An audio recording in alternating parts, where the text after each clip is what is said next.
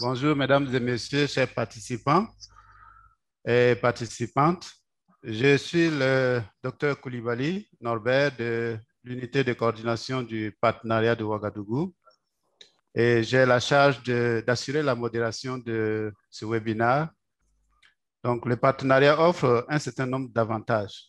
Et en effet, la collaboration avec un ou plusieurs partenaires complémentaires permet, entre autres, de définir, de réunir toutes les ressources et les compétences nécessaires pour réaliser le projet commun. Je voudrais donc vous remercier de l'intérêt que vous portez à cette thématique et vous souhaiter la bienvenue à ce webinaire.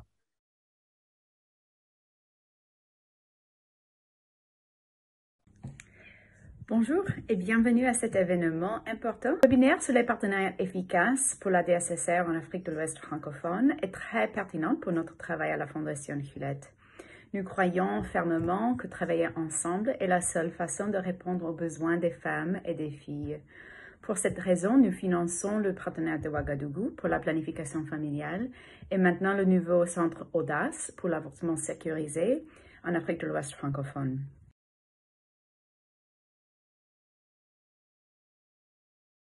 Je vais m'appesantir sur les partenariats que nous avons avec les ONG, notamment Pathfinder International, GHPIEGO, Engender Health, avec qui nous travaillons dans 192 formations sanitaires, en tout cas pour la première année, et qui nous accompagnent dans le renforcement des compétences des prestataires, l'organisation des services de santé de qualité en termes de santé sexuelle et reproductive, bien sûr, qui nous assure et qui nous accompagne pour la disponibilité donc, des intrants, et qui nous accompagne également pour qu'on ait une complétude et une promptitude et une certaine qualité de données acceptables. Il y a bien sûr des avantages et des succès, parmi lesquels nous pouvons citer ce leadership qu'on veut redonner en tout cas au ministère de la Santé afin qu'il se sente qu'il y ait une appropriation des actions en termes de santé sexuelle et reproductive.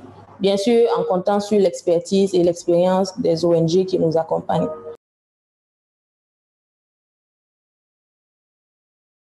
Donc, en ce qui concerne les avantages de cette expérience entre nous et Engender Health, quand je parle de nous, je parle bien sûr du collectif d'activistes du Côte d'Ivoire. Et on a réussi vraiment à renforcer la synergie d'action et surtout dans le traitement des cas de violation des DSSC. Donc, on a une sorte d'alerte quand il y a un problème, quand il y a un manquement, tout de suite, on est alerté et on arrive vraiment avec ce cadre de concertation à pouvoir vraiment rapidement réfléchir et agir par rapport à la situation pour laquelle on a été interpellé.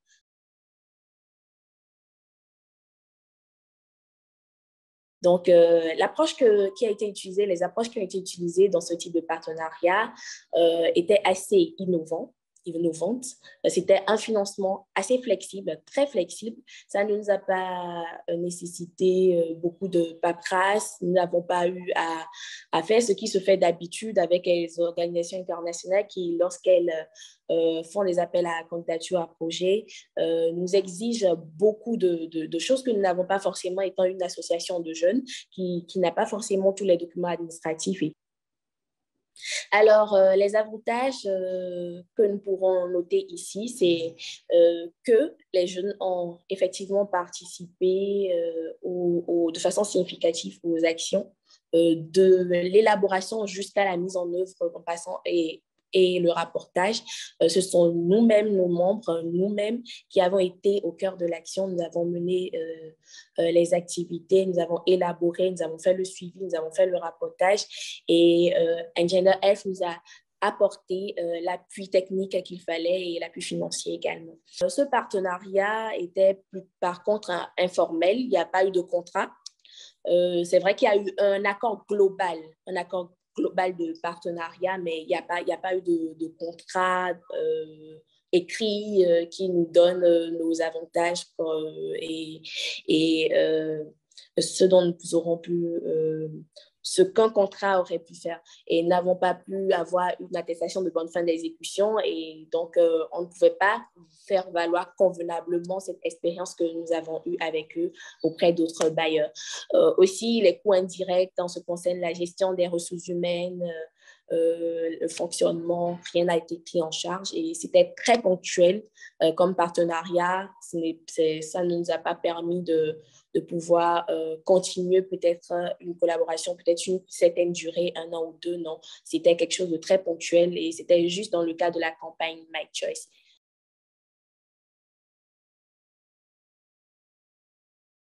Alors, la perspective pour le partenariat de Ouagadougou, comme je l'ai dit, pour les 10 prochaines années, c'est de pouvoir recruter 30 millions d'utilisatrices additionnelles de méthodes contraceptives.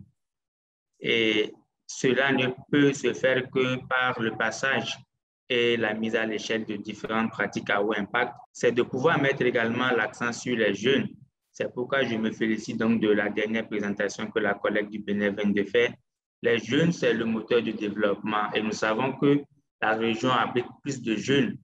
Et pour le partenariat de Ouagadougou, donc les jeunes constituent une priorité pour les 10 prochaines années. Oui, mais Norbert, je pense que tu as vraiment bien fait, non seulement le modérateur, comme je te connais, vraiment merci pour ça, mais je voudrais passer la parole à une dame qui va nous permettre encore d'aller de l'avant de nos partenariats. Elle s'appelle Madame Baldé Rougui. Elle est la directrice du centre Audace dont on a parlé tout à l'heure. Janet y a fait allusion en parlant de Hewlett, qui sera une source de collaboration, de partenariat technique sur les questions de santé de la reproduction, y compris l'avortement, et qui sera une source de financement pour beaucoup d'organisations de la société civile.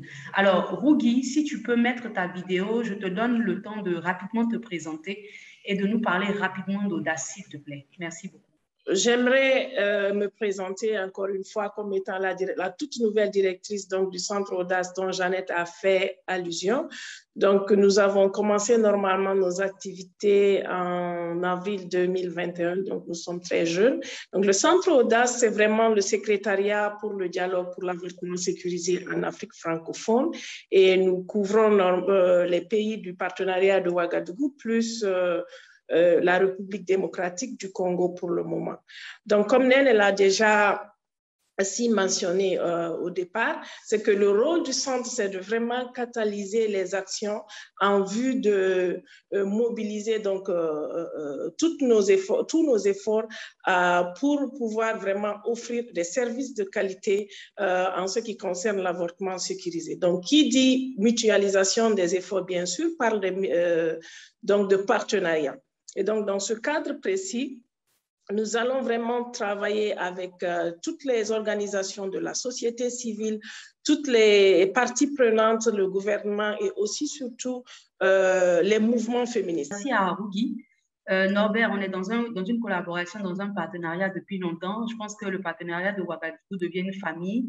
Engender Health est très fier de faire partie de cette famille et nous sommes très fiers du travail également que nous arrivons à faire grâce à nos partenaires du collectif des activistes en Côte d'Ivoire, des jeunes au Bénin et de tous les partenaires avec lesquels nous travaillons, tels que le ministère de la Santé au Burkina et autres.